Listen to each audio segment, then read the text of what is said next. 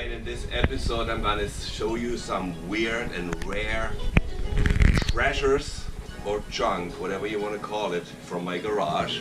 There's some really obscure products and really cool stuff like this Troy Lee painted Team Screen helmet from the early 90s, 91 or so. Troy Lee himself painted this helmet back then, and definitely a collector's item.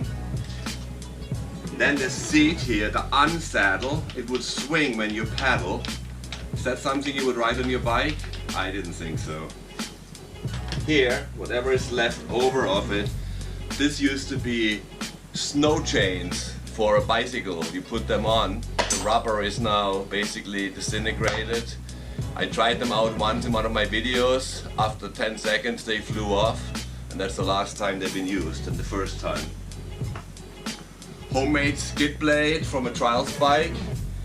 We put these gnarly screws in there, so if you hit something you wouldn't just slide over, which actually wouldn't necessarily be an advantage. But anyway, we built it, and I think I never used it much.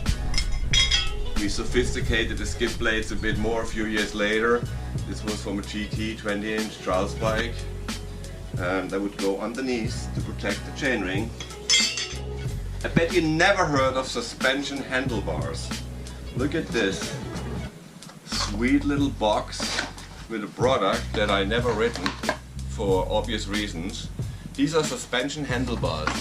They were designed to flex. If you look here at this little area, they were designed to flex, and this was before we had proper forks. So we had forks already, but people weren't sure if maybe a suspension bar would be better, or a flex stem like Gerben made one. This is talking about skid blades. This is a trophy from a trials competition I've gotten, homemade. The second annual Andy Grayson Challenge in '87. Good memories. Andy Grayson was one of the greatest American trials riders of all time, and he had a little hometown competition with 10 people or so, and that's what we battled for. Talking about obscure trophies, how is that? The mirror of an old junk car. After the competition they kicked off the mirror and wrote with a marker on there, Interbike winner trials '87 something else, first place.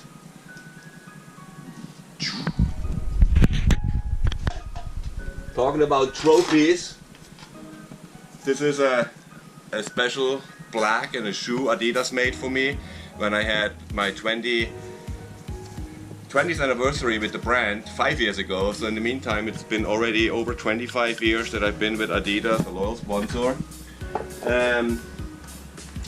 Who knows what this is?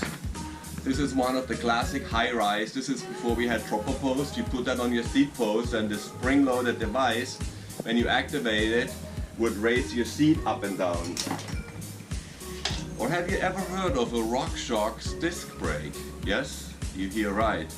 They made a disc brake early on when disc brakes first were invented.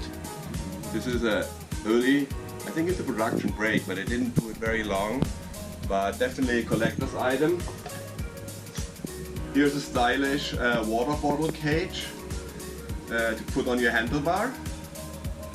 So something every serious cross-country racer should have. And here is a classic chain device from Amazing Toys. They made these devices to tighten up your chain. That's a way to have a double ring. Monte designed that in the old days to convert a trials bike into a more like a street urban bike with a harder gear. So you could mount on this other chain ring with these bolts and make your bike a different kind of bike. And right here is another trophy that was from a competition in Japan in '92, a trials competition. But more importantly, what's in here? This is the famous Ponytail.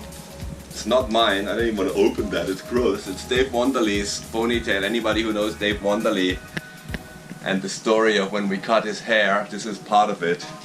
Right here, and don't ask me why I'm keeping that, but it's in here.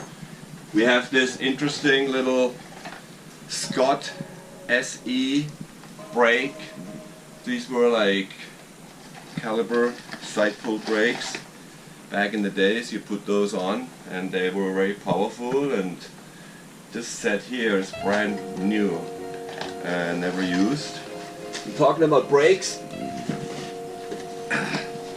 Trommelbremse. Anybody knows what a drum brake is? This is something we used to ride way back in the days in the 80s on our front brake. We used to have a drum brake.